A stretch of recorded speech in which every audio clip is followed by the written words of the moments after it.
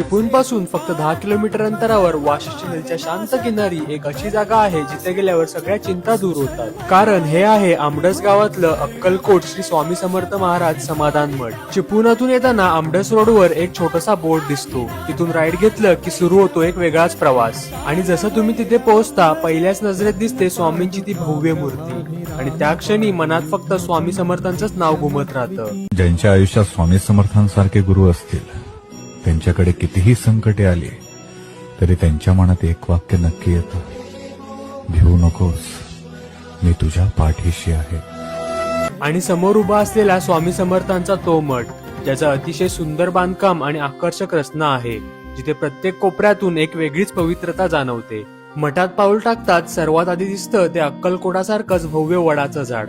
क्षणभर वाटतं आपण अक्कलकोटातच आलो आहोत, आणि त्या ठिकाणी एक वेगळीच ऊर्जा जाणवते। आणि पुढे जातात स्वामींच्या पावलांचं पवित्र दर्शन होतं। आत गेल्यावर स्वामींची सुंदर आणि मनमोहक मूर्तीचं दर्शन होतं, सोबत विठ्ठल रखुमाई, सरस्वती आणि अनेक देवदेवतांचेही दर्शन घडतं। मठाच्या आतून प्रदक्षिणा घातली की मनात एक वेगळीच ऊर्जा निर्माण होते। तसंच स्वामींच्या मठामागे शनिदेवांचं शांत आणि प्रभावी मंदिर असून सोबत हनुमानचंही सुंदर मूर्ती आहे।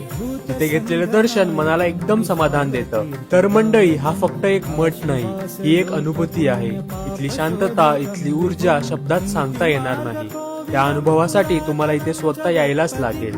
आणि तुम्ही जर संध्याकाळच्या वेळी आलात तर इथला सुंदर सूर्यास्तही अनुभवायला मिळेल। मग वाट कसली बघताय, लवकरच या श्री स्वामी समर्थ मठाचं सुवर्ण असं दर्शन घ्या। आणि व्लॉग आवडला असेल तर लाईक आणि फॉलो करा। धन्यवाद।